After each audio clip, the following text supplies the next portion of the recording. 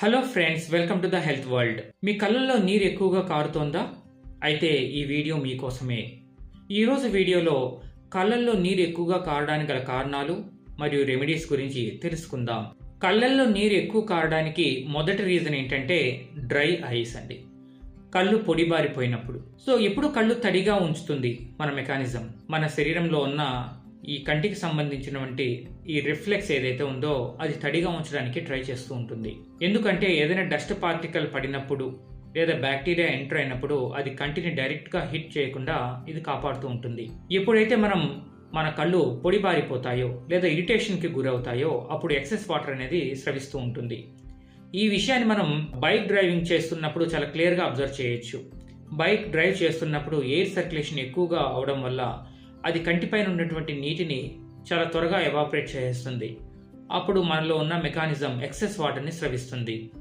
రెండవది అలర్జీస్ అండి. మన కంటికి ఏదైనా సరే అలర్జీ సోకిందనుకోండి, సపోజ్ మనకు పోలెన్ అంటే పడదు, పుప్పొడి రేణువులు, లేదా పెట్స్ పడవు, పెట్ నుండి వచ్చే ఒక రకమైన డస్ట్ మైట్స్, లేదా ఈ ఎయిర్లో ఉన్నటువంటి స్మోక్ పడదు.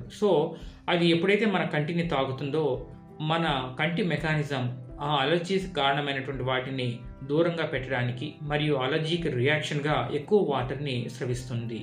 ఇక మూడవది ఐ ఇరిటేషన్. ఎక్కువగా ఇరిటేషన్కి గురైందనుకోండి, ఐ స్మోక్ వల్ల కావచ్చు, లేదా కెమికల్స్ వల్ల కావచ్చు, లేదా హీట్ వల్ల కావచ్చు, అప్పుడు ఈ ఇరిటేషన్ని తప్పించుకోవడానికి ఐ ఎక్కువగా వాటర్ని స్రవిస్తుంది. ఇక నాలుగో రీజన్ ఏంటి అంటే కంజంక్టివిటీస్. మన కన్నురెప్పల వెనకాల ఈ తెల్ల పార్ట్ ఉంటుంది కదండి, కంటికి సంబంధించింది. ఆ తెల్ల పార్ట్ని ప్రొటెక్ట్ చేసే ఒక లేయర్ ఉంటుందండి, మెంబ్రేన్. దాన్నే కంజంక్టివా అంటారు. ఈ కంజంక్టివా ఎప్పుడైనా సరే బ్యాక్టీరియా ద్వారా కానీ, వైరస్ ద్వారా కానీ, ఇంకేదైనా ఇరిటెంట్స్ వల్ల కావచ్చు, ఇన్ఫ్లమేషన్కి గురైతే దాన్ని కంజంక్టివిటీస్ అంటారు. ఇది వచ్చినప్పుడు కన్ను ఎర్రగా మారిపోతూ ఉంటుంది. మనం తరచుగా దీన్ని అబ్జర్వ్ చేస్తూనే ఉంటాం. ఇక ఐదవ రీజన్ ఏంటి అంటే ఎక్కువ టైం స్క్రీన్ని చూస్తూ ఉండడం అండి. మనం స్క్రీన్ టైంని పెరిగినట్లయితే మన కళ్ళు అలసిపోతాయి. ఎప్పుడైతే అవి టైర్డ్ అయిపోతాయో అప్పుడు వాటి శ్రమను తగ్గించడానికి కళ్ళల్లో నీరు అనేది వస్తూ ఉంటుంది. గంటల కొద్దీ తదేకంగా మనం స్క్రీన్ని చూస్తూ ఉంటే కళ్ళు ఖచ్చితంగా అలసిపోతాయండి. ఇక ఆరో రీజన్ ఏంటి అంటే కాంటాక్ట్ లెన్సెస్ సరిగా యూజ్ చేయకపోయినా కూడా మనకు ఈ ఎక్సెస్ వాటర్ అనేది రిలీజ్ అవుతూ ఉంటుంది. అది ఇంప్రాపర్గా యూజ్ చేసినా లేదా దానివల్ల అది సరిగా క్లీన్ కాకపోయినా కూడా మనకు ఎక్సెస్ టేర్ అనేది వస్తూ ఉంటుందండి. ఇక ఏడవ రీజన్ ఏంటి అంటే ఈ కళ్ళ నుండి మన ముక్కుకి ఒక సన్నని పైప్ ఉంటుందండి, ఈ ఎక్సెస్ వాటర్ ఏదైతే ఉందో అది వెళ్ళిపోవడానికి. అందుకే ఎప్పుడైనా మనం ఏడ్చినప్పుడు ముక్కులోంటి కూడా వాటర్ అనేది బయటకు వచ్చేస్తూ ఉంటుంది. ఎప్పుడైతే ఆ వే బ్లాక్ అవుతుందో అప్పుడు కళ్ళ నుండే కారాల్సి వస్తుంది వాటర్. అప్పుడు ఎక్సెస్ టీయర్ అనేది మనకు సంభవిస్తూ ఉంటుంది. మన చేతిలో ఉన్న పరిష్కారాల గురించి మనం ఆలోచిద్దాం. ఫస్ట్ పరిష్కారం ఏంటంటే కళ్ళను రబ్ చేయకూడదండి. ఇది చాలా చాలా ఇంపార్టెంట్ అయిన విషయం. ఏదైనా సరే డస్ట్ పడినా కానీ లేదా కళ్ళలో ఎక్కువ నీరు వచ్చినా సరే వెంటనే మన చేతి వేళ్ళు కంటిపైకి వెళ్ళి రబ్ చేస్తూ ఉంటాయి ఇరిటేషన్ తగ్గించడానికి. అది చాలా తప్పు. అది ఇంకా కంటిని డ్యామేజ్ చేస్తూ ఉంటుంది. కాబట్టి రబ్ చేయడాన్ని అవాయిడ్ చేయండి.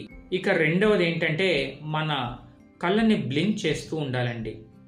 అప్పుడే అది పొడిబారిపోకుండా తడిగా ఉంటాయి. మన స్క్రీన్ ఎక్కువగా చూస్తున్నాం, తదేకంగా చూడకూడదు.